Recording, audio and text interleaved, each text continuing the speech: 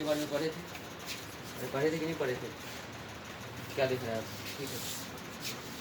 उसके बाद उसमें टाइप्स ऑफ टीथ पढ़े थे? यस पढ़े थे, बोले थे।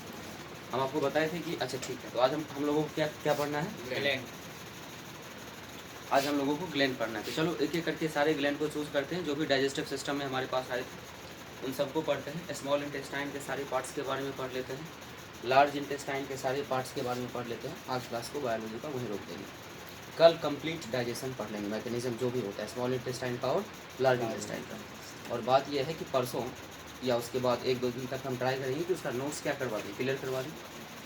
और फिर ऑफकोर्स उसके बाद रेस्पिरेशन पे चलेंगे। इधर से हमारा फिजिक्स और केमिस्ट्री ये कंटिन्यू रहेगा। बायोलॉजी या फिजिक्स केमिस्ट्री में गैप होगा, बायोलॉजी को भले ही 10-20 मिनट दें पर ये लगातार क्लास रहेगा। तो कैसा रहेगा? ठीक रहेगा सर? यस ठीक है, चलो शुरू करते हैं। मेरे ख्याल से सबसे पहला ग्लैंड जो हम लोग पढ़े थे वो और कोई ग्लैंड नहीं था। कौन सा ग्लैंड था? सेलेब्री ग्लैंड। कोई बता सकता है कि सेलेब्री ग्लैंड कितने टाइप्स का होता है? Yes sir. कितने टाइप्स का? कौन कौन सा? सर सब मैक्सिलरी और पेट्रॉइड पेट्रोइड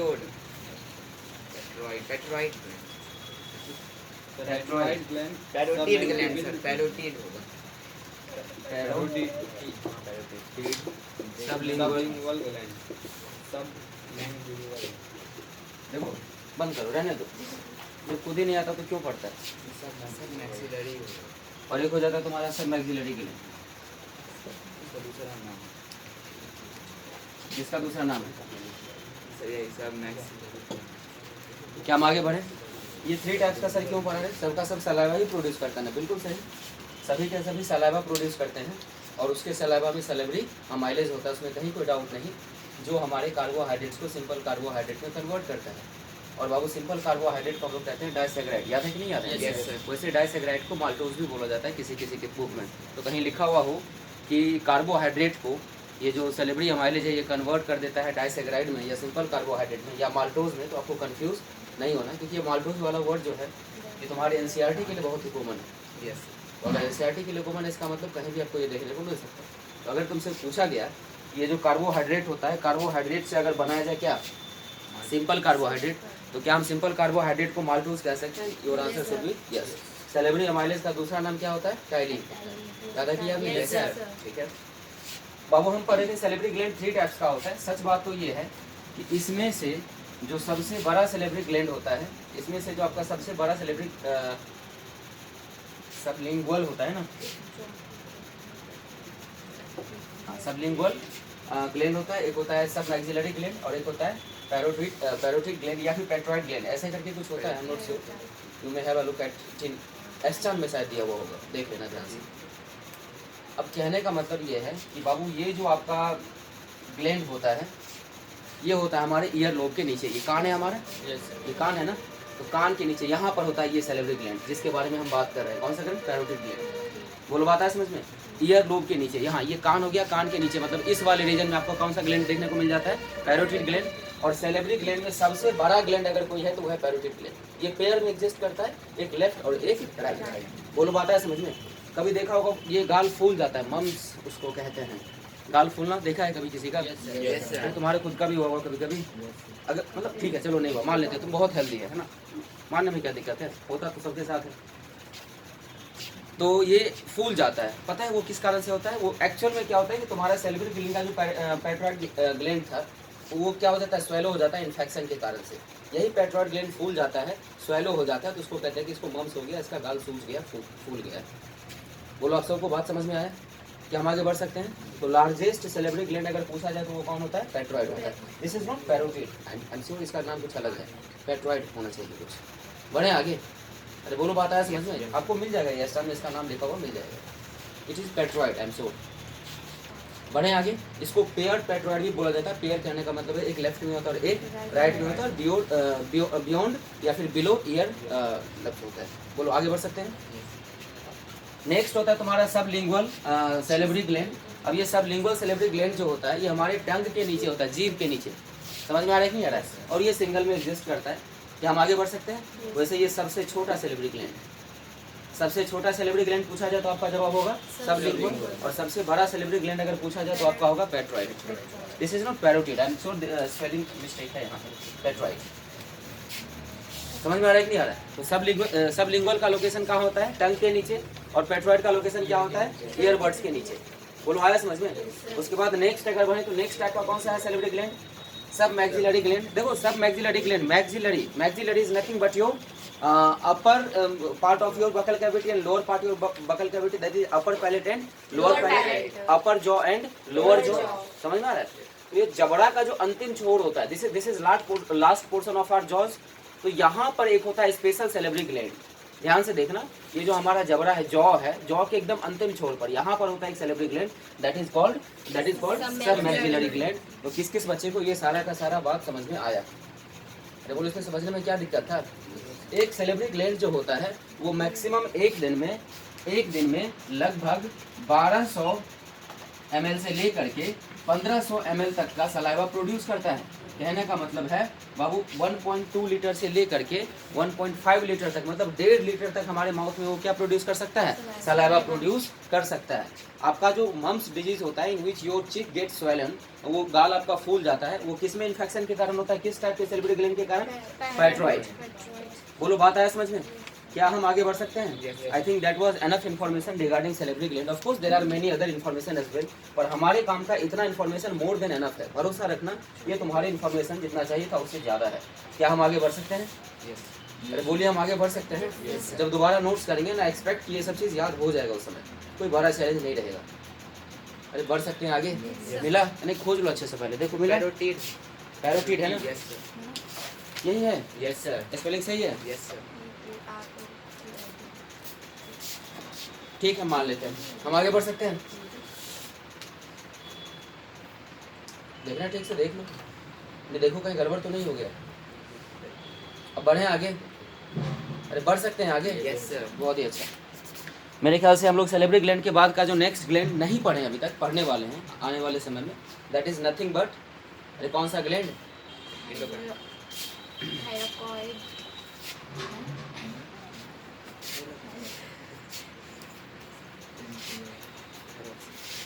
हम कंट्रोल एंड कोऑर्डिनेशन नहीं पढ़ रहे हैं आकांक्षा, हम सिर्फ और सिर्फ उसी ग्लैंड के बारे में पढ़ेंगे बाबू जो हमारे डाइजेस्टिव सिस्टम के लिए क्या है? रिस्पॉन्सिबल है। सर इसका मतलब बाकी सारे ग्लैंड्स को छोड़ देंगे? अरे एक चैप्टर और है आने वाले क्लासेस में, वहाँ पर देखेंगे स्पेशली सारे ग्लैंड्स के बारे में। फिलहाल हमारे लिए कुछ एक स्पेशल ग्लैंड को पढ़ना जरूरी है, जिसमें से कि एक था सेलेब्री ग्लैंड, जिसके कि 3 टाइप्स है, जिनका कि लोकेशन पता चलना हमारे लिए जरूरी था, जिसमें से कि ये पता चलना जरूरी था कि उसमें से कौन सा लार्जेस्ट होता है और कौन सा स्मॉलेस्ट होता है।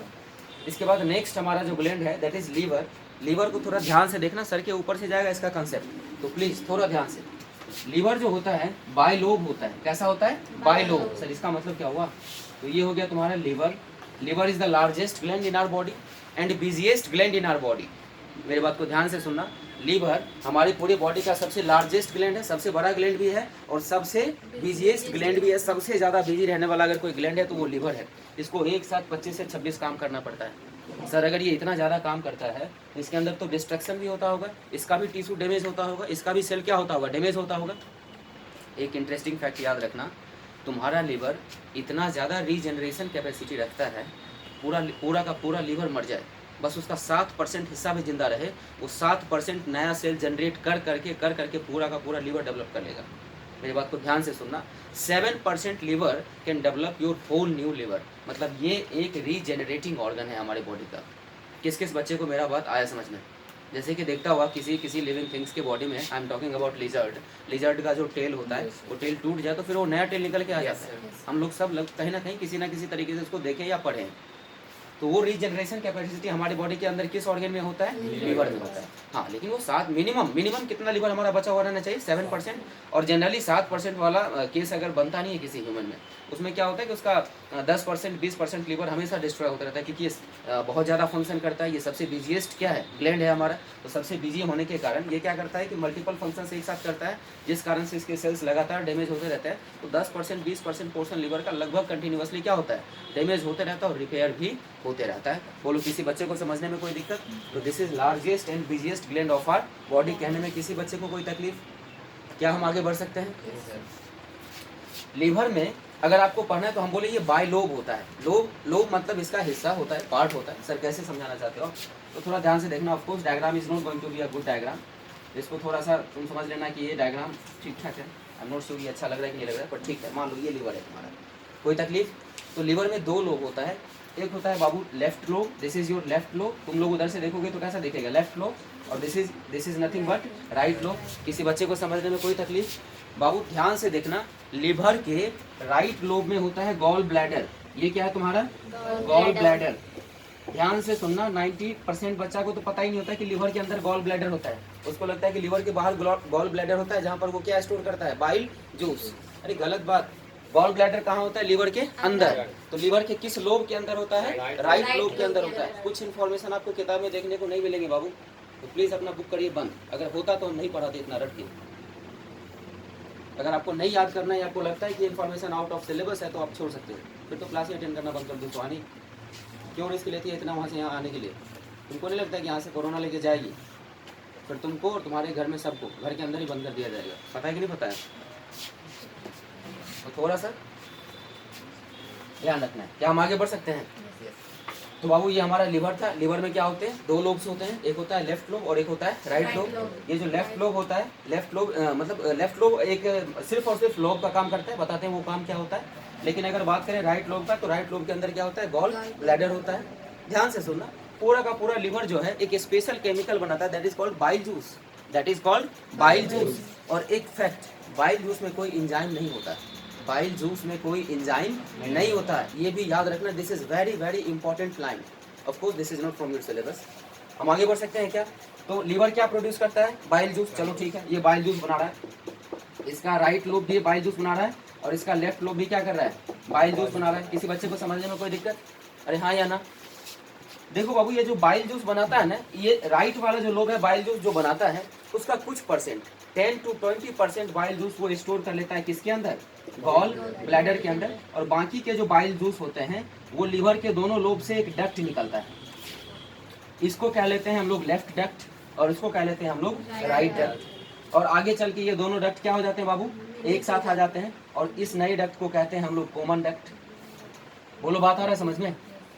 This is called common duct. ये हो गया हमारा sorry, this is our right duct and this is our left duct and this is our common duct. Sir इसका मीनिंग क्या है? इसका मीनिंग ये है बाबू कि अगर लिवर प्रिपेयर करता है क्या बाइल जूस, तो उसको फिर कैरी करके स्टोमक तक पहुंचाने के लिए कोई ना कोई तो पाइप होना चाहिए ना। अरे मानते हो कि नहीं मानते हो? That pipe is nothing but our left duct and right duct. Sir इसका फंक्शन अभी तक समझ में नहीं आया, that is called gall bladder. तो ये बना ही क्यों है? मतलब ये राइट लोब में है, चलिए दिख रहा है, लेकिन राइट लोब में ये कर क्या रहा है? जब देख ही पा रहे हैं कि लेफ्ट लोब में भी गॉल ब्लैडर नहीं होते हुए भी वो भी क्या प्रोड्यूस कर पाए? Bile juice. तो फिर ये कर क्या रहा है? सिर्फ ऐसे जगह के लिए बैठा हुआ है। सुनो, और ये बेमतलब का क्यों इसके अंदर कुछ अमाउंट में बाइल जूस स्टोर कर रहा है? सुनो, अच्छा दो तरीके का शुगर सॉल्यूशन बनाते हैं। एक में 100 ग्राम वाटर है एक सॉल्यूशन में, दूसरे सॉल्यूशन में भी 100 ग्राम या 100 ml ऑफ वाटर है। एक सॉल्यूशन में भी कितना वाटर है? 100 ml। और दूसरे सॉल्यूशन में भी कितना वाटर? 100 ml। लेकिन एक सॉल्यूशन में जो शुगर है वो है 50 ग्राम और एक सॉल्यूशन में जो शुगर है वो है 25 ग्राम। एक में 50 ग्राम चीनी दी, एक में 25 ग्राम चीनी दी। ये बताओ कि ज़्यादा इफेक्टिव कौन होगा? जिसमें 50 ग्राम चीनी है। समझ में आ रहा है नहीं? मेरी कहानी को ध्यान से सुनना। बाइल जूस को दोनों लोग प्रोड्यूस किया, लेकिन राइट लोब चालाकी क्या, उसमें से कुछ बाइल जूस किसमें स्टोर कर लिया? वो गॉल ब्लैडर में। सर इससे क्या हुआ? गॉल ब्लैडर क्या करता है? उस बाइल जूस को कंसंट्रेट कर देता है। क्या कर देता है? कंसंट्रेट। सर इसका मतलब गाढ़ा कर देता है। उस बाइल जूस को ये क्या कर देता है? गाढ़ा कर देता है, उसका इफेक्ट बढ़ा देता है। समझ में आ रहा है? बाइल जूस यहाँ से भी निकलेगा, लेकिन गॉल ब्लैडर के अंदर वाला जो बाइल जूस निकलेगा बाबू, दैट विल बी कंसंट्रेटेड। समझ में आ रहा है? और उसका जरूरत पड़ता है आगे चल के। बोलो, बात आया समझ में? चलना सबको एक साथ ही है, लेकिन यहाँ से जो बाइल जूस निकलता है वो कंसंट्रेटेड होता है और यहाँ से जो बाइल जूस निकलता है that is somehow less concentrated when compared with the bile juice that is being produced by our gall bladder. Gall bladder bile juice produce नहीं कर रहा है, गॉल ब्लैडर बस गाढ़ा बनाने का काम करता है। प्रोड्यूस कौन किया था? राइट लोब किया था। राइट लोब उसको प्रोड्यूस करके उसको किस में स्टोर कर दिया था? गॉल ब्लैडर में स्टोर कर दिया था। किस किस बच्चों को ये बात समझ में आया? कहीं कोई दिक्कत? कंसंट्रेशन कैसे करता है? क्या हुआ? गॉल ब्लैडर कंसंट्रेशन कैसे करता है उसको? उसका जो वॉल होता है वो एक्स्ट्रा फ्लूइड्स को एब्जॉर्ब कर लेता है। क्या हम आगे बढ़ सकते हैं? यस। वॉल है ना, ये क्या है, एक सैक लाइक स्ट्रक्चर है gall bladder. It's not a sac like structure, it is a you know it is a organ inside our liver, या फिर it is a Yes. part of our liver responsible to store bile juice for some time in which it absorbs some extra fluid. और तुमको पता है कि अगर वही बात हुआ ना कि अगर शुगर सॉल्यूशन में से ज़्यादा वाटर एब्जॉर्ब कर लोगे तो चीनी का अमाउंट क्या होगा, उसमें ज़्यादा इफेक्ट प्रोड्यूस करना शुरू कर देगा, वही चीज़ तुमको ज़्यादा मीठा लगना शुरू हो जाएगा. क्या कहना चाह रहे हैं आ रहा है समझ में ना. तो यहाँ से क्या होता है, तुम्हारा बाइल जूस थोड़ा सा ज़्यादा कंसनट्रेटेड हो जाता है. उसके बाद ये राइट डक्ट के थ्रू और यहाँ का बाइल जूस लेफ्ट डक्ट के थ्रू आगे बढ़ना शुरू कर देता है. उसके बाद जाकर के किस डक्ट से पास करता है, कॉमन डक्ट से. इससे पहले की बताएं कि ये कॉमन डक्ट कहाँ जाता है, एक और ग्लैंड है उसको पढ़ लेते हैं, फिर हम बात करेंगे दोनों के बारे में एक साथ. किसी बच्चे को कोई तकलीफ, क्या हम आगे बढ़ सकते हैं. एब्जॉर्ब कैसे करता हूँ? ऑस्मोसिस पढ़ा था क्लास 9 की, यस वहाँ पर सेल देखा था वाटर या एक्स्ट्रा फ्लूइड एब्जॉर्ब कर रहा था बाहर से, वहाँ पता था कैसे एब्जॉर्ब करता है. आइसोटोनिक हाइपोटोनिक सॉल्यूशन के बारे में पढ़ा है, यस हुआ था. सही से नहीं हुआ था, कोई दिक्कत नहीं, ऐसा होता है. हम आगे बढ़ सकते हैं.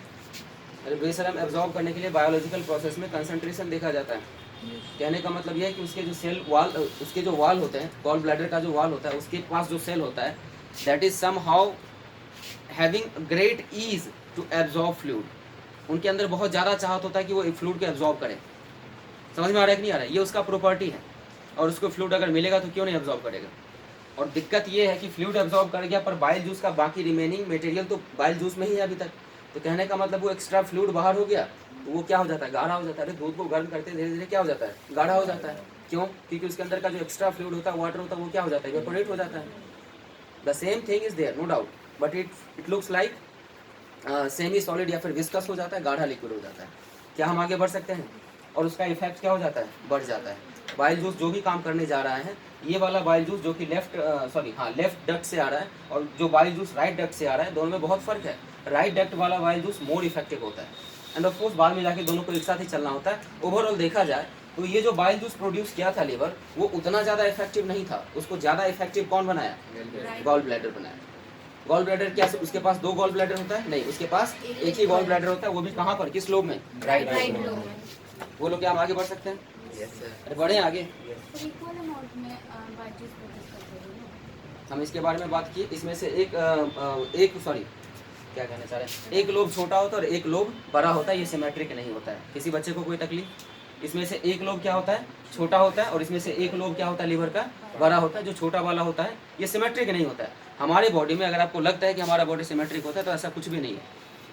हमारी बॉडी में एक हाथ छोटा और एक हाथ बड़ा होता है नेचुरली, प्राकृतिक रूप से. तुम कितना भी कह लो नहीं सर मेरा हाथ दोनों एक साइज का, तो इट्स नॉट पॉसिबल. हमारा पैर भी एक थोड़ा सा छोटा होता है, एक थोड़ा सा बड़ा होता है. We can not just identify them. तो हमारा बॉडी कभी सिमेट्रिक था ही नहीं. वैसे हम सिमेट्रिसिटी के बारे में बात नहीं कर रहे हैं, that's a natural process. I am not going to discuss about our nature. The thing that I want to say you कि 1 लोब इसमें से क्या होता है, छोटा होता है, और एक लोब इसमें से बड़ा होता है. दोनों लोब का साइज सेम नहीं होता है. इस गलत फहमी में मत रहना. हम आगे बढ़ सकते हैं.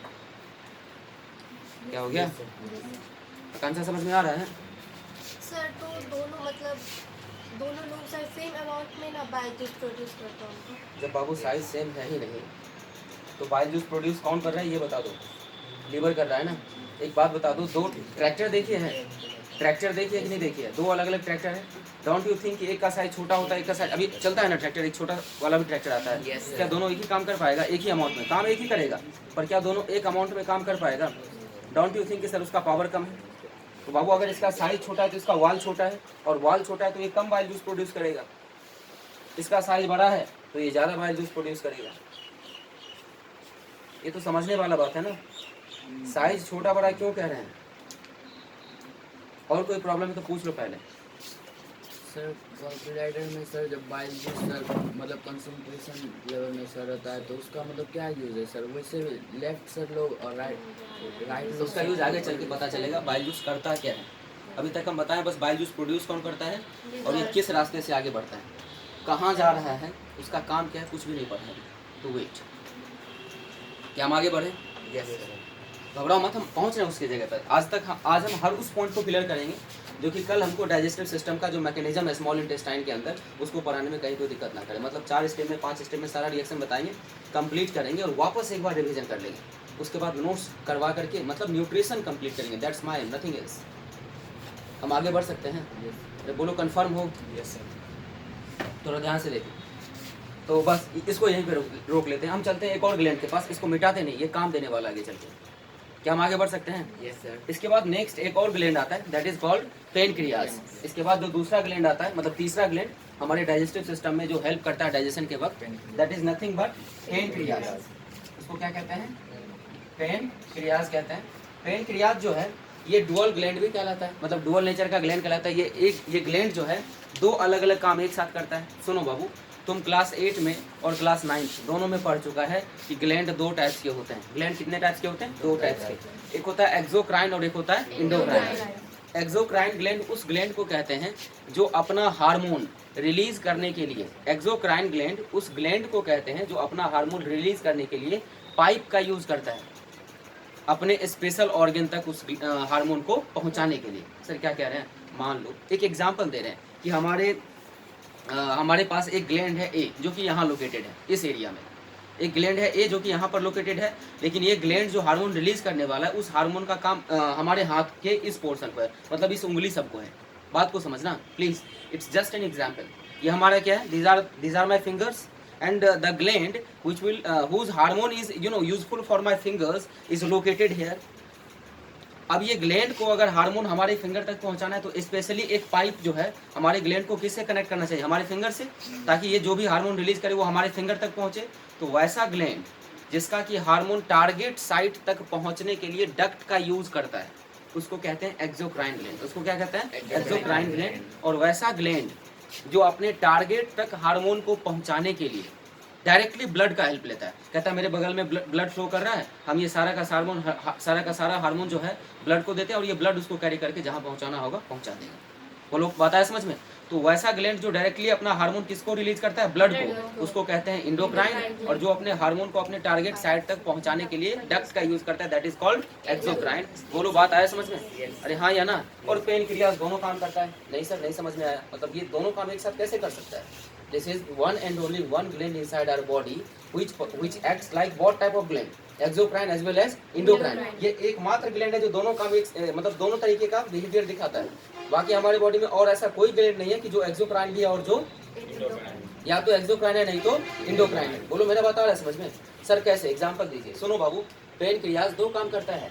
पेनक्रियाज दो केमिकल रिलीज करता है। एक होता है पेनक्रियाटिक जूस। क्या होता है? Pancreatic juice. और बाबू इसका जो दूसरा केमिकल होता है पेनक्रियाज का वो होता है इंसुलिन। क्या होता है? इंसुलिन क्या करता है? पहले काम समझ लेते हैं। इंसुलिन क्या करता है? तो इंसुलिन हमारे बॉडी में जाता है, हमारे बॉडी के ब्लड में फ्लो कर जाता है वो, और ब्लड में हर एक जगह फैल जाता है और ब्लड में शुगर के अमाउंट को कंट्रोल करता है। ब्लड में किसके अमाउंट को कंट्रोल करता है? सुना होगा तुम लोग डायबिटिक पेशेंट में कहते हैं ना कि इसको इंसुलिन दिया गया। क्यों इंसुलिन दिया गया? अरे बाबू इंसुलिन एक ऐसा केमिकल है, इंसुलिन एक ऐसा केमिकल है जो हमारे ब्लड में शुगर के अमाउंट को क्या करता है? कंट्रोल करता है, रेगुलेट करता है। सर अगर शुगर ज़्यादा हो गया हमारे ब्लड में तो इंसुलिन क्या करता है? उसको जा करके कहाँ जमा कर देता है? लिवर के अंदर, और लिवर उसको कन्वर्ट कर देता है दूसरे केमिकल में, यूजफुल केमिकल में। बोलो बात आ रहा है समझ में? तो हमारे ब्लड के अंदर जो शुगर का अमाउंट है उसको कंट्रोल करने के लिए जो हार्मोन रिस्पॉन्सिबल है वो कौन सा हार्मोन है? इंसुलिन है। समझ में आ रहा है कि नहीं आ रहा? और इंसुलिन को कौन प्रोड्यूस करता है? पेनक्रियाज। बाबू इंसुलिन को जो ये प्रोड्यूस करता है ना, ये डायरेक्टली ब्लड में रिलीज कर देता है। तो उस समय ये किस ग्लैंड का काम किया? इंडोक्राइन। डायरेक्टली ब्लड में क्या कर रहा है? रिलीज कर रहा है अपना हार्मोन। उस समय ये कौन सा ग्लैंड कहलाएगा? इंडोक्राइन। अब इसके दूसरे केमिकल के बारे में भी थोड़ा सा पढ़ लेते हैं, पेनक्रियाटिक जूस। अब ये पेनक्रियाटिक जूस जो है बाबू ये डाइजेस्टिव सिस्टम को हेल्प करने वाला है डाइजेशन के पर्पज से। समझ में आ रहा है? ये जूस मिलना है किसको? स्मॉल इंटेस्टाइन को। बनाया कौन है? पेनक्रियाज। तो मतलब पेनक्रियाज से स्मॉल इंटेस्टाइन तक एक डक्ट जाएगा। समझ में आ रहा है कि नहीं आ रहा है? तो डक्ट का यूज किया नहीं अपना केमिकल रिलीज करने के लिए। तो इस समय ये कौन सा ग्लैंड कहलाएगा? Exocrine gland. इससे पहले कौन सा ग्लैंड कहलाया? Endocrine gland. तो this is one and only one gland in our body which acts as both exocrine gland as well as endocrine gland. वो लोग किस किस बच्चे को बात समझ में आया? पेनक्रियाज क्या करता है? तो सर ये इंसुलिन प्रोड्यूस करता है। उसका काम क्या है? हमारे बॉडी के अंदर जो ब्लड है और ब्लड के अंदर जो शुगर का कंसंट्रेशन है उसको रेगुलेट करना, उसको मेंटेन करना। हाँ कि ना? अगर इंसुलिन प्रोड्यूस करना कम कर दे कौन? पेनक्रियाज। तो वैसे ही पर्सन को कहते हैं डायबिटिक पेशेंट या डायबिटीज हो गया। उसको कौन सा बीमारी हो जाता है? डायबिटीज हो जाता है। याद है कि नहीं याद है? लगभग हमारे घर में सभी को किसी न किसी एक को तो होता ही है। क्या हम गलत कह रहे हैं? देखो दिख रहा है ठीक से, हिल गया वो, दिख रहा है ना। सिचुएटेड कहाँ रहता नेचुरल है? इंसुलिन और मतलब जो डॉक्टर Yes, देते होंगे sir. वो तो आर्टिफिशियल, उसमें क्या डिफरेंस है? सेम, सेम है 100% सेम। मतलब अगर वो सेम human से नहीं ही किया होता जाता आकांक्षा, होगा। अगर सेम नहीं होता बाबू, तो बात यह है कि जो नेचुरल इंसुलिन है वो हमारे ब्लड में क्या करता है, शुगर को रेगुलेट करता है। तो आर्टिफिशियल इंसुलिन की जगह पे हम कोई दूसरा केमिकल यूज़ करते हैं। उसका फॉर्मूला, उसका कंपोजिशन हमें पता चल चुका है इंसुलिन का, और इसलिए उसको हम लैब में प्रिपेयर कर पाते हैं, और हम नहीं कर पाते। डायबिटीज तो मतलब लाइफ टाइम रहता है वो तो। डायबिटीज़ किसको कहते हैं आकांक्षा? हमारे ब्लड में अगर शुगर के अमाउंट को रेगुलेट करने वाला हार्मोन हमारे बॉडी के अंदर खुद ही प्रोड्यूस ना हो, या जितना अमाउंट में चाहिए उतना अमाउंट में प्रोड्यूस ना हो, तो उस डिजीज़ को क्या कहते हैं? डायबिटीज़ कहते हैं। अब एक बार पेनक्रियाज जो है इंसुलिन बनाना बंद कर दिया, और हम अपने बॉडी को आदत लगा दी कि चलो तुमको हम बाहर से ही इंसुलिन दे रहे हैं, तो होता क्या है कि पेनक्रियाज तो काम करना बंद कर चुका है, ये इंसुलिन बनाना बंद कर चुका है। इसका अब एक ही फंक्शन है, पेनक्रियाटिक जूस बनाना। तो बाबू परमानेंटली ये वाला पार्ट इसका क्या हो जाता है? डिसेबल हो जाता है। तो आपको परमानेंटली किसका हेल्प लेना पड़ेगा? इंसुलिन का। मतलब लाइफ टाइम जब तक आप जीवित हो तब तक आप इंसुलिन का हेल्प लीजिए, ताकि वो आपके ब्लड के अंदर शुगर के अमाउंट को मेंटेन कर सके। बोलो बात आया समझ में? तुम इंसुलिन ले रहा है क्या, उससे तुम्हारा पेनक्रियाज ठीक हो जाएगा? नहीं। वो क्या कर रहा है, तुम बाहर से जो दवाई ले रहा है, जो तुम्हारा डिजीज होता है, कौन सा डिजीज? डायबिटीज। उसमें जो तुम बाहर से केमिकल लेता है दैट इज कॉल्ड इंसुलिन। वो इंसुलिन कर क्या रहा है? क्या पेनक्रियाज को जाके ठीक कर रहा है क्या? नहीं सर, वो तो हमारे बॉडी के अंदर किसको मेंटेन कर रहा है? शुगर लेवल को। तो बात ये है कि वो तो शुगर लेवल को मेंटेन करने के लिए गया। तुम डायबिटीज में ये तो इलाज करवाता ही नहीं है, तुम तो अपने बॉडी में ये काम करता ही नहीं है कि तुम पेनक्रियाज को ठीक करो। तुम पेनक्रियाज को ठीक करेगा तभी ना तुम्हारा बीमारी ठीक हो जाएगा। तुम ठीक क्या कर रहा है? तुम्हारा प्रायोरिटी क्या है? ब्लड के अंदर शुगर लेवल को मेंटेन रखना, ना कि पेनक्रियाज को ठीक करना। And that's a very complex work. Till now it has not been fixed in any of the person. किसी भी आदमी के अंदर आज तक जो डायबिटिक है उसके अंदर पेनक्रियाज को ठीक किया गया ऐसा कोई केस आई डोंट नो, मेरे नजर में नहीं है। हो सकता है कि ऐसा हुआ हो, पर मेरे सामने में तो ऐसा नहीं हुआ, हम नहीं पढ़े। बोलो बात आया समझ में? हम लोग प्रायोरिटी किसको देते हैं? ब्लड के अंदर शुगर के लेवल को मेंटेन करने के लिए। हमारा ध्यान इस पे रहता ही नहीं कि यहाँ पर पेनक्रियाज को ही ठीक कर ले फिर वापस से काम करना शुरू कर देगा। ये काम करना शुरू करेगा का अच्छा तभी ना बोलेंगे कि इसका डायबिटीज खत्म हो गया। तो हम तो ठीक इसको करने का ट्राई भी नहीं करते हैं ना। हम तो क्या करते हैं, हम तो ब्लड के अंदर शुगर के अमाउंट को क्या करते हैं? मेंटेन करते हैं, शुगर लेवल को मेंटेन करते हैं। बस यही कहना था। आगे बढ़ सकते हैं? ब्लड में हरदम इंसुलिन रहता होगा। बिल्कुल। अगर वो नहीं रहेगा ना, अगर वो नहीं रहेगा, सर जिसको डायबिटीज हुआ होगा उसको सर कितना अमाउंट में यानी कि इंसुलिन चाहिए सर? वो डिपेंड करता है कि उसका पेनक्रियाज बिल्कुल इंसुलिन बनाना बंद कर दिया या थोड़ा बहुत इंसुलिन अभी बना रहा है। बात आया समझ में? अरे समझ में आ रहा है?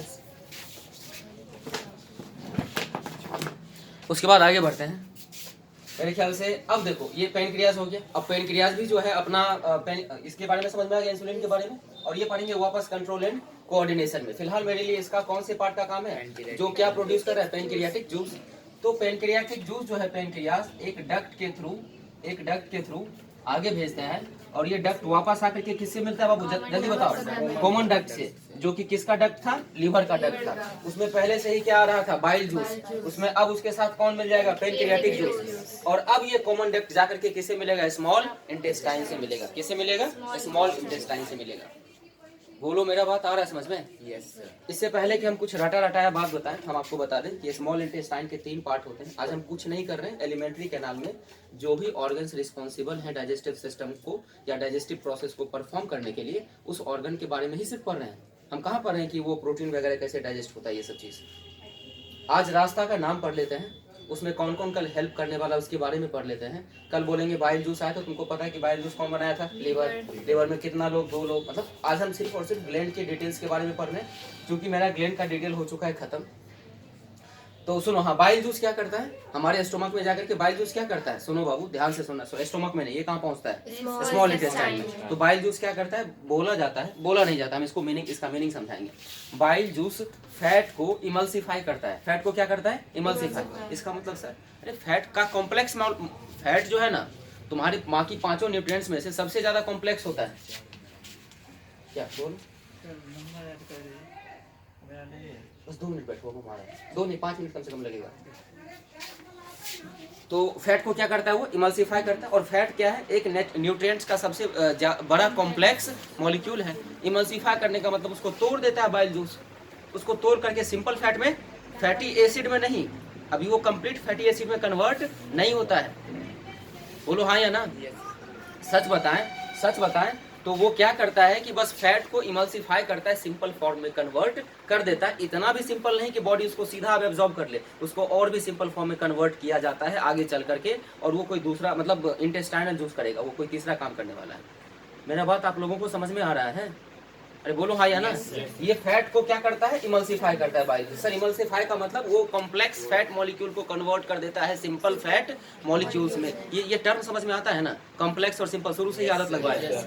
बोलो आता है समझ में? That is called emulsification of fat, that is called emulsification of fat. और ये काम कौन करता है, बाइल जूस करता है। कहानी खत्म, ठीक है। उसके बाद हम आ जाते हैं स्मॉल इंटेस्टाइन में, थोड़ा अच्छे से समझेंगे। देखो बाबू, इंटेस्टाइन दो तरीके के होते हैं, एक होता है स्मॉल इंटेस्टाइन और एक होता है लार्ज। नाम सुन के लगता है कि स्मॉल इंटेस्टाइन का लेंथ छोटा होगा और लार्ज इंटेस्टाइन का लेंथ बड़ा होगा, पर ऐसा कुछ नहीं होता है। लार्ज इंटेस्टाइन का लेंथ ही छोटा होता है और स्मॉल इंटेस्टाइन का लेंथ बड़ा होता है। फिर से इसको स्मॉल इंटेस्टाइन क्यों कहते हैं, क्योंकि उसका क्रॉस सेक्शनल एरिया छोटा होता है। थिकनेस समझ में आता है? अरे ओपनिंग उसका क्या होता है, छोटा होता है। स्मॉल इंटेस्टाइन का ना ओपनिंग क्या होता है, बहुत ही पतला होता है, और लार्ज इंटेस्टाइन का ओपनिंग थोड़ा सा मोटा होता है। ओपनिंग मतलब समझ में आ रहा है, वो पाइप नुमा स्ट्रक्चर है, तो वो थोड़ा सा मोटा पाइप होता है लार्ज इंटेस्टाइन, और स्मॉल इंटेस्टाइन थोड़ा सा पतला पाइप होता है, पतला पाइप लाइक स्ट्रक्चर होता है। मेरा बात आप लोगों को समझ में आ रहा है? अरे समझ में आया? लेंथ के रीजन से इनका स्मॉल इंटेस्टाइन और लार्ज इंटेस्टाइन नाम नहीं पड़ा, that is due to its opening, cross sectional opening. बात मेरा क्लियर है? वो क्रॉस सेक्शनल ओपनिंग के रीजन से इसका नाम पड़ा है लार्ज इंटेस्टाइन और स्मॉल इंटेस्टाइन। लार्ज इंटेस्टाइन का जो ओपनिंग है वो बड़ा है और स्मॉल इंटेस्टाइन का जो ओपनिंग है वो छोटा है। जबकि लेंथ के बारे में बात करें तो स्मॉल इंटेस्टाइन लार्ज इंटेस्टाइन से मल्टीपल टाइम्स बड़ा है, 1-2 गुना नहीं, उससे भी ज़्यादा बड़ा है। बोलो मेरा बात आया समझ में? क्या हम आगे बढ़ सकते हैं? स्मॉल इंटेस्टाइन का बाबू 3 पार्ट होता है। कितना पार्ट होता है? 3 पार्ट होता है। रिपीट कर देते हैं, स्मॉल इंटेस्टाइन का कितना पार्ट होता है? 3 पार्ट होता है। एक होता है डिओडेनम, क्या होता है? डिओडेनम। फिर एक हो जाता है जेजेनम और एक होता है इलियम। रिपीट करते हैं, डिओडेनम, एक हो जाता है जेजेनम और एक होता है इलियम। घबराओ मत, बहुत ही आसान है, मतलब पहला बार नाम सुन रहा है सर, नाम टफ है, काम बहुत ही इसका घटिया, बहुत ही आसान सा है। कैसे सर? डिओडेनम वही पार्ट है जो सीधा स्टोमक से रिलेटेड है, स्टोमक से कनेक्टेड है। मतलब स्टोमक अब काइम को आगे भेजता है, काइम याद है ना? कंफर्म हो ना? Gastric juice plus food. Stomach क्या है कि काइम को अब आगे भेजने वाला है, और काइम आगे जाएगा तो किस में जाएगा? स्मॉल इंटेस्टाइन में। तो स्मॉल इंटेस्टाइन का वो पार्ट जो अब स्टोमक से फूड रिसीव करेगा, उसी को क्या कहते हैं? डिओडेनम। क्या कहते हैं? डिओडेनम। आगे बढ़ सकते हैं। उसके बाद अगर फूड आगे बढ़ता है स्मॉल इंटेस्टाइन में तो उसको पास करना पड़ता है जेजेनम से, और जेजेनम के बाद अगर वो और आगे बढ़ता है तो उसको पास करना पड़ता है इलियम से। तो स्मॉल इंटेस्टाइन का फूड रिसीविंग पार्ट कौन सा होता है? डिओडेनम। और फूड रिमूविंग पार्ट मतलब स्मॉल इंटेस्टाइन से निकल के वो अगले पार्ट में जाएगा, तो अंतिम छोर क्या होता है स्मॉल इंटेस्टाइन का? इलियम। क्या मेरा बात आप लोगों को समझ में आ रहा है? 3 पार्ट, रिसीव करने वाला डिओडेनम और निकालने वाला इलियम और बीच में जेजेनम। सुनो, स्मॉल इंटेस्टाइन हमारे पूरे के पूरे डाइजेस्टिव सिस्टम का वही पार्ट है जहाँ पर 100% डाइजेशन क्या होना है? कंप्लीट। तो सर ये जो स्मॉल इंटेस्टाइन का 3 पार्ट है, डाइजेशन किस पार्ट में कंप्लीट होगा? ध्यान से सुनना, डिओडेनम ही डाइजेशन को कंप्लीट कर देता है। जैसे ही फूड को रिसीव करता है, सारा का सारा जो भी डाइजेशन होना है वो कहाँ हो जाता है? डिओडेनम में। स्मॉल इंटेस्टाइन के किस पार्ट में? डिओडेनम में हो जाता है। तो फिर सर जेजेनम और इलियम बैठ के क्या करता है ये बताइए? दिन काट रहा है। सुनो ध्यान से, डाइजेशन कहाँ कंप्लीट हो गया? डिओडेनम में। फूड अब अगर आगे बढ़ता है तो किस में आएगा? जेजेनम में। और किसके पास जाएगा? इलियम के पास जाएगा। बाबू जेजेनम और इलियम में सिर्फ और सिर्फ एब्जॉर्प्शन होता है। जो भी न्यूट्रिएंट्स का डाइजेशन हो चुका है, तो डाइजेशन होने के बाद उसी सब के साथ ना मिक्स होकर आगे बढ़ रहा है। अब उनको सोखा जाएगा, एब्जॉर्ब किया जाएगा। किसके द्वारा? इंटेस्टाइन के किस पार्ट के द्वारा? जेजेनम और ileum. This is very important part, और ये बहुत ही ब्यूटीफुल सा पोर्शन होता है डाइजेस्टिव सिस्टम का। आपको सच में पता चल रहा था अच्छा ऐसा होता है। बोलो आगे बढ़ सकते हैं। तो स्मॉल इंटेस्टाइन का कितना पार्ट? 3 पार्ट। डाइजेशन किस पार्ट तक ही कंप्लीट हो चुका है? डिओडेनम तक हो चुका है। तो जेजेनम और इलियम क्या कर रहा है? सर वो एब्जॉर्प्शन में हेल्प कर रहा है। जेजेनम में एब्जॉर्प्शन मतलब थोड़ा धीरे होता है और लगभग मोस्ट ऑफ द न्यूट्रिएंट्स छूट जाता है। इसमें से लगभग सारा न्यूट्रिएंट्स का एब्जॉर्प्शन, थोड़ा बहुत ही न्यूट्रिएंट्स को एब्जॉर्ब कर पाता है कौन? जेजेनम। लेकिन सबसे ज़्यादा फास्ट एब्जॉर्प्शन कौन करता है? इलियम। वहाँ पर बचने का कोई चांस ही नहीं है न्यूट्रिएंट्स का। जो भी डाइजेशन हुआ है सबको क्या कर लिया जाएगा, एब्जॉर्ब कर लिया जाएगा। और बाकी बचे वेस्ट मटेरियल को इलियम जो है अपने अगले part of digestive system that is called, उसको क्या कर देता है, ट्रांसफर कर देता है। तो डाइजेशन कंप्लीट कहाँ हो चुका है, स्मॉल इंटेस्टाइन में। स्मॉल इंटेस्टाइन के भी किस पार्ट में, डिओडेनम में। इसी तरह अगर इंटरेस्ट नहीं है ना तो धूप में भेज देंगे, बाहर भेज देंगे, तुमको पता नहीं है, हम ऐसा भी कर सकते हैं। आगे बढ़े क्या? अब आ जाते हैं थोड़ा सा लार्ज इंटेस्टाइन के पास। ज़्यादा हो रहा है, तो सीडेनियम सर कौन सा न्यूट्रिएंट्स एब्जॉर्ब करता है अपने अंदर? सारा न्यूट्रिएंट्स सर आपको जैसे कुछ करता है उसके बाद अंतिम में जाते हैं। कंप्लीट अमाउंट में नहीं, लेकिन कुछ अमाउंट में, लेकिन करता सारा है। उसके पास रेस्ट्रिक्शन नहीं कि तुम प्रोटीन को एब्जॉर्ब नहीं कर सकता, अमीनो एसिड को, तुम फैटी एसिड को एब्जॉर्ब नहीं कर सकता, करता वो सारा है, लेकिन वो ज़्यादा अमाउंट में नहीं कर पाता है। तो 100% कंप्लीट एब्जॉर्प्शन का काम कौन कर देता है, तुम्हारा इलियम कर देता है। अब उसमें विली लाइक स्ट्रक्चर होता है, वो कल देखिए। क्या हम आगे बढ़ सकते हैं? अरे बोलो हाँ या ना। उसके बाद अगले पार्ट में हमारा कौन सा आ जाता है, लार्ज इंटेस्टाइन। लार्ज इंटेस्टाइन में मेनली 3 पार्ट्स होते हैं। थोड़ा सा इसको डायग्रामेटिकली समझना जरूरी है लार्ज इंटेस्टाइन को, तो थोड़ा ध्यान से देखना। और शायद मेरा डायग्राम एकदम अच्छा ना हो, क्योंकि हम पूरा श्योर हैं।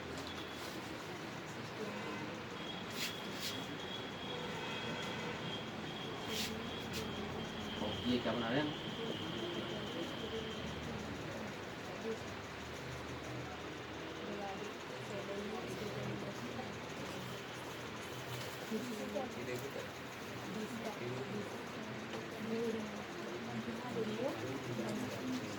ध्यान से देखो, ये पूरा का पूरा लार्ज इंटेस्टाइन है। एक रफ आइडिया हम दे रहे हैं। ये जो होता है तुम्हारा पार्ट, ये कहलाता है अपेंडिक्स। ये क्या कहलाता है, अपेंडिक्स। उसके बाद तुम्हारा ये वाला पार्ट कहलाता है सीकम। ये क्या कहलाता है, सीकम। अरे बोलो आ रहा समझ में? ये कहलाता है कॉलम। यहाँ से लेकर क्या होता है, क्या कहलाता है, कॉलम। तो बाबू ये ऊपर की तरफ यहाँ से फूट जाता है, इसलिए इसको कहते हैं असेंडिंग कॉलम। कौन सा कॉलम, असेंडिंग कॉलम। बाबू इसको कहते हैं ट्रांसवर्स कॉलम, क्योंकि यहाँ पर फूड हॉरिजॉन्टली ट्रेवल करता है। बोलो बात आ रहा है समझ में? मतलब वो वेस्ट मटेरियल, और यहाँ पर उस वेस्ट मटेरियल को नीचे आना है, इसलिए इसको कौन सा कॉलम बोलते हैं, डिसेंडिंग कॉलम। अरे बोलो हाँ या ना। या इसको बोलते हैं स्टिग्मा कॉलम। और स्टिग्मा कॉलम के बाद बाबू ये वाला जो पोर्शन है आपका, ये वाला पोर्शन कहलाता है रेक्टम। ये वाला पोर्शन क्या कहलाता है, रेक्टम। और रेक्टम के बाद ये स्मॉल ओपनिंग यहाँ पर होता है, जिसको हम लोग कहते हैं एनस। सर फूड एंटर कहाँ से करेगा? स्मॉल इंटेस्टाइन से फूड निकल चुका है, इलियम से, तो फूड यहाँ पर एंटर किससे करेगा? तो बाबू यहाँ पर फूड एंटर करेगा अपेंडिक्स से। सच बात बताए तो ये भी एक वेस्टिजियल ऑर्गन है। याद है वेस्टिजियल ऑर्गन कल बताए थे? वेस्टिजियल ऑर्गन मतलब हमारे बॉडी के अंदर है तो सही, पर इसका कोई खास काम नहीं है। It is not so much responsible. कभी कभी तो किसी ह्यूमन के बॉडी के अंदर से इस ऑर्गन को बाहर भी निकाल दिया जाता है। कहते हैं ना इसको अपेंडिक्स का, इसको बाहर निकाल दिया गया है, क्योंकि हमारे बॉडी में उतना ज़्यादा यूजफुल नहीं है, इसके नहीं रहते हुए हमारा काम चल सकता है। क्या हम आगे बढ़े? हाँ सुनो, ये अगर वो नहीं रहा तो फिर किससे ट्रांसफर? ये डायरेक्टली कनेक्टेड हो जाएगा तुम्हारा सीकम किससे, हमारे हमारे स्टोमक से, सॉरी क्या कहते हैं, स्मॉल इंटेस्टाइन से। क्या हम आगे बढ़ सकते हैं? अरे मेनली सीकम का जरूरत है। क्यों? क्योंकि बाबू सीकम के अंदर एक स्पेशल बैक्टीरिया आता है, that's your duty to find its name, I am not sure. Caecum के अंदर एक स्पेशल बैक्टीरिया आता है जो कि कौन सा रिलेशन दिखाता है, सिम्बायोटिक रिलेशन दिखाता है। कौन सा रिलेशन? सुनो बाबू, ये हमारा है लार्ज इंटेस्टाइन, और लार्ज इंटेस्टाइन का ये मतलब एंट्री पॉइंट है। वो क्या कहलाता है? सीकम कहलाता है। और सीकम के अंदर क्या होता है, एक स्पेशल बैक्टीरिया होता है। याद रहे वो बैक्टीरिया कौन सा रिलेशन दिखाता है, सिम्बायोटिक रिलेशन। सर इसका मतलब क्या है ना बाबू, कि वो अपने आप को लिविंग थिंग रखने के लिए वो क्या करता है कि हमारे वेस्ट मटेरियल से कुछ अमाउंट में अपना फूड वो ले लेता है।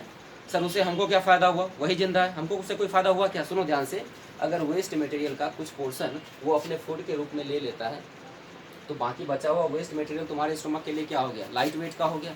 अरे समझो बात को, वो वेस्ट मटेरियल को क्या कर देता है, मॉडिफाई कर देता है, मतलब वेस्ट मटेरियल का लोड कम कर देता है। It decreases the load of waste material. The bacteria, the symbiotic bacteria present inside our caecum decreases the load of waste material inside our large intestine. Load कम होने से आपको काफ़ी फायदा, आपको पता नहीं, लेकिन बहुत फायदा है। बोलो बात आया समझ में? मेरे लिए वो वेस्ट मटेरियल ऐसे भी बेकार था, उसका लोड कम करके उनको और क्या कर देता है, हल्का कर देता है। बोलो बात आ रहा समझ में? अब ये वेस्ट मटेरियल सीकम के थ्रू आगे बढ़ेगा, लार्ज इंटेस्टाइन में जाएगा। याद रहे वेस्ट मटेरियल भले ही है, लेकिन अभी भी उसके पास कुछ यूजफुल सब्सटेंस हैं, जैसे कि साल्ट, जैसे कि वाटर, जैसे कि मिनरल्स, जैसे कि इलेक्ट्रोलाइट्स। ये सभी के सभी इसमें से कुछ मिनरल्स इतना इंपॉर्टेंट हैं सॉरी मिनरल्स गलत बोल गए हम, हाँ साल्ट हो गया, मिनरल्स हो गया, वही हो गया, साल्ट है तो मिनरल्स है और उस वो साल्ट है तो इलेक्ट्रोलाइट्स है। इलेक्ट्रोलाइट मतलब कुछ आयनिक फॉर्म में मिनरल्स जो होते हैं। बोलो बात आ रहा है समझ में? वो अभी भी क्या है हमारे वेस्ट मटेरियल के साथ आगे बढ़ रहे हैं, तो उनका फाइनल एब्जॉर्प्शन कौन कर लेता है? तुम्हारा लार्ज इंटेस्टाइन कर लेता है। लार्ज इंटेस्टाइन में भी एब्जॉर्प्शन सर एक्चुअल में कहाँ होता है? तो एक्चुअल में एब्जॉर्प्शन कहाँ हो जाता है तुम्हारा? ये ट्रांसवर्स कॉलन में हो जाता है। किस किस बच्चे को बात आ रहा है समझ में? तो लार्ज इंटेस्टाइन क्या किया तुम्हारा? किसको किसको एब्जॉर्ब किया? साल्ट और मिनरल्स को प्लस सम इलेक्ट्रोलाइट्स को एंड ऑफ कोर्स वाटर को। क्या कोई तकलीफ है? अरे पानी ही अगर बॉडी के अंदर नहीं गया तो तुम डिहाइड्रेट हो जाएगा। तुमको पता है कि ऑर्गेनिक थिंग्स को वर्क करने के लिए हमेशा कुछ ना कुछ बायोलॉजिकल फंक्शंस करने पड़ते हैं, बायोलॉजिकल बायोकेमिकल रिएक्शंस होते रहते हैं। याद है कि नहीं याद है? अरे हाँ याद है। तो बाबू बायोकेमिकल रिएक्शन के लिए कहीं ना कहीं वाटर का तो जरूरत पड़ेगा ही ना, और अगर वाटर का जरूरत पड़ा तो वाटर कहाँ से आएगा?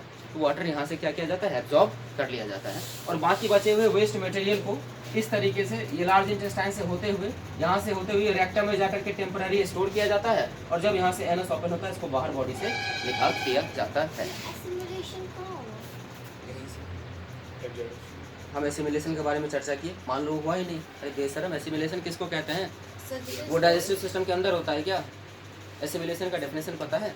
फूड का एब्जॉर्प्शन होने के बाद बॉडी के पास अलग अलग सेल में जाकर के फूड क्या करता है? स्टोर किया जाता है, और वहाँ पर फिर वापस उसको देखो यहाँ पर क्या कर रहे हैं? न्यूट्रिएंट्स को तोड़ रहे हैं सिंपल फॉर्म में। डाइजेस्टिव सिस्टम में क्या करते हैं? फूड को सिंपल फॉर्म में कन्वर्ट कर देते हैं, और एसिमिलेशन के पहले क्या किया जाता है कि उस फूड को वापस जोड़ करके प्रोटीन बनाया जाता है, कॉम्प्लेक्स फैट बनाया जाता है। मतलब बॉडी को फैटी एसिड नहीं चाहिए था, बॉडी को चाहिए था फैटी एसिड। फिर क्यों तोड़ा?